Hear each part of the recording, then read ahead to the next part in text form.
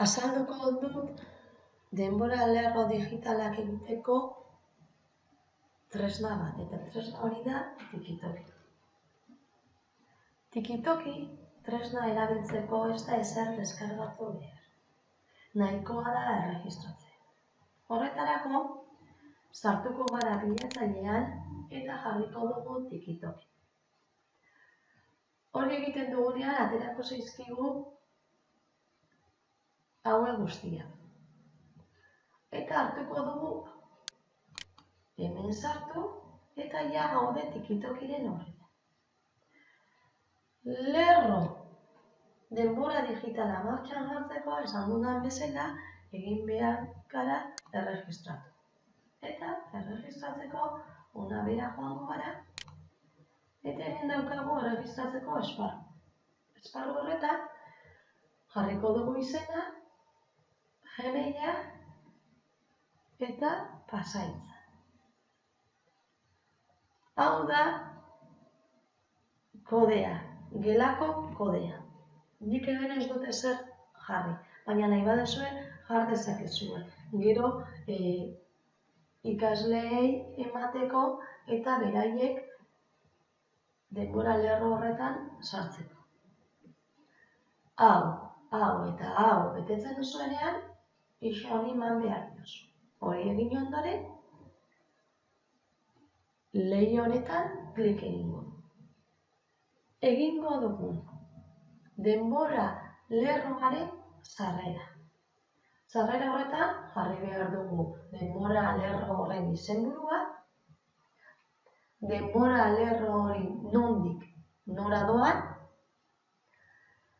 eta gero nahi badugu informazio pixka. Egingo dugun denbora lerro horri buruz.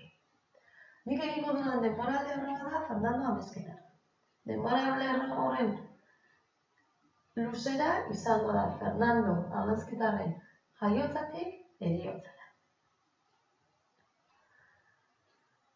Hori egin ondoren, hau da, denbora lerroaren hasiera eta bukaera jarri ondoren, jarriko dut denbora lerro horretan egongo den irudia.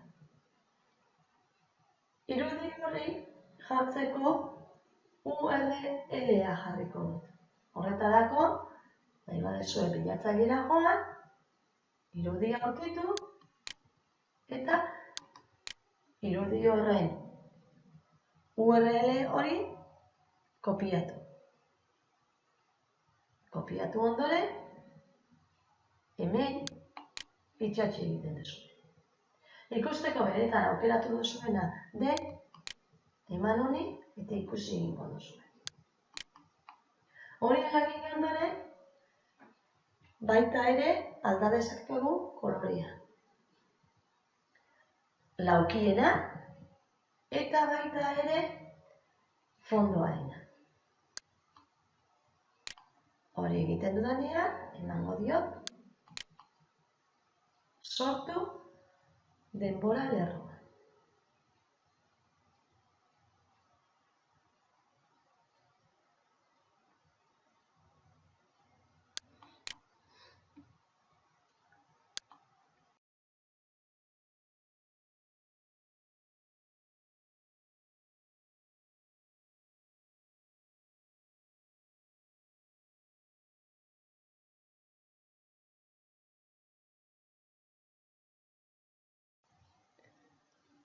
Sortu lerro digitala eman ondoren, aterako zait hau. Beraz, orain joan beharko naiz, denbora lerro horretan informazioa sartzen. Informazio hori nik egin dudana da Fernando Amezketarraren biografia. Beraz, hasiko naiz, ja markatzen dit, nik jarri dudan lehenengo data, ez da? Orduan, hasiko naiz ja informazioa sartzen. Informazioa sartzeko hau erabili behar beti. Emango diogu eta ateratzen zaigu izenburua, data Eta gero, data horretan agertu nahi dugun informazio motza. Informazioa luzea balin bada, gordeko dugu eta emango dugu hemen. Goazen lehenengo hau betetzea. Hau da, gure denbora lerro horretako lehenengo informazioa. Hemen jarriko dut bat, da lehenengoa, edo nahi baduzu ez jarri, edo nahi dezuen izenburua jar dezakezuen, nik bat jarriko. Gero data zen 1764, ondo dago, eta informazio motza. Informazio horitan, Fernando Amezketarra jaio. Hori jarri ondoren, gorde egingo dut. Gorde dut, eta ikusten duzuen nola, hemen agertzen zaidan. Baina ni nahi dut hemen informazio gehiago jarri. Orduan zer egingo dut? Egingo dut hemen extra jartzen duen horretan emango dut eta jarri nahi dudan informazioa kopiatuko dut. Joango naiz denbora lerro digital horretara eta hemen egingo dut itxatzi. Itxatzi ondoren gorderi emango dio.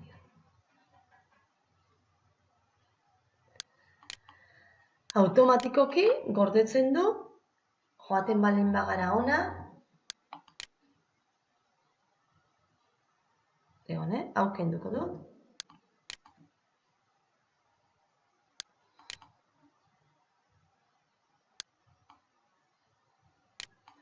Joaten balin bagara ona, bai? Gehiago, eta hor jartzen du ja, informazio. Lehen da biziko informazioa sartu du. Sartu dugu informazio motza eta informazio luzea. Informazio luzea sartzeko erabili dugu, erabili duguna izan da informazio luzea sartzeko bidea. Orain, egin dugu lehenengoa, goazen bigarrena egitera. Hau da, gure denbora lerro digital horretan informazio gehiago sartu nahi. Orduan horretarako egiten dugu sortu beste istorio bat. Bai? Edo beste gertakari bat. Lehen bat jarri badio, orain jarriko dio bi. Bi horretan, Fernando Amezketarren biografian, nahi dut sartu 1781 urtean ama hil zitzaiola. Orduan, 1781 jarriko dut dataren lekuan. Eta orduak ez zaizkit interesatzen eta borratu egingo ditut. Bale? Informazioa motza jarriko dut ama hil. Baina, orain, baita ere nahi dut ama hil horretan nahi dut irudi bat jarri. Irudi bat jartzeko egingo dut. Gorde, joango naiz media horretara eta hor irudia jartzen duen lekuan jarriko dut eta gero hemen jarriko dut irudi horren URL-a.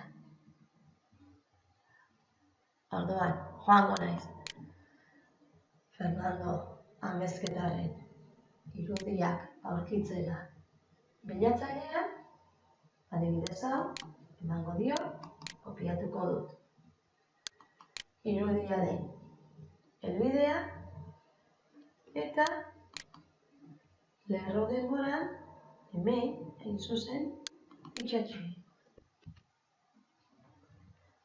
Hori egiten dudanean gorde egin. Eta horrela ateratzen zait bere irudia. Irudiaz gain baita ere nahi dut bere informazio gehiago. Informazio gehiago sartzeko esan dizuet honekin. Joango naiz informaziora eta hau sartuko dut. Kopiatuko dut eta itsatsi. Itsasten dudanean gorde.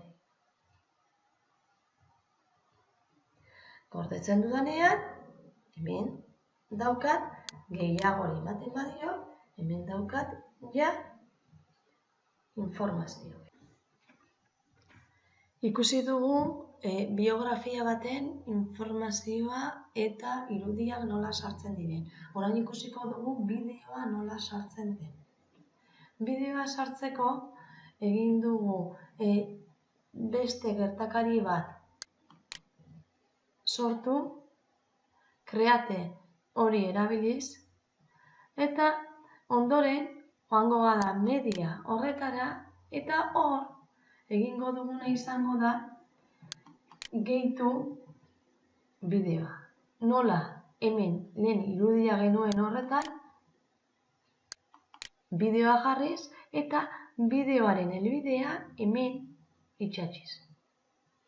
Hori egin ondoren gorde egingo dugu. Eta horrela bideoa agertuko zaigu.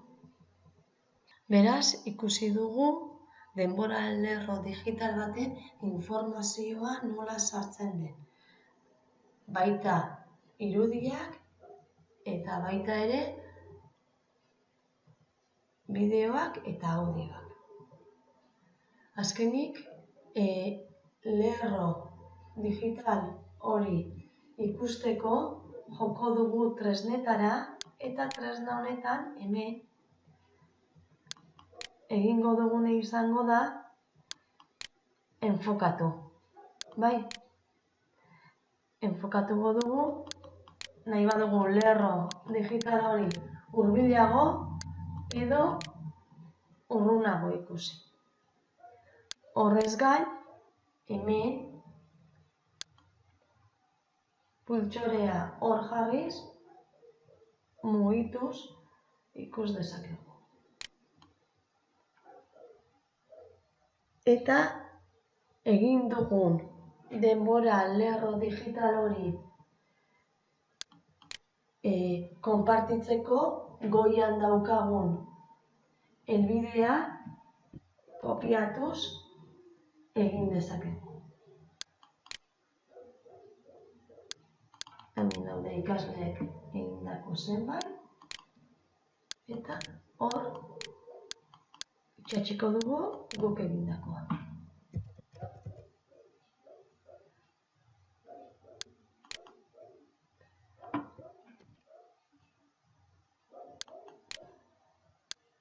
Helbide horrekin ikusiko genuke lerro.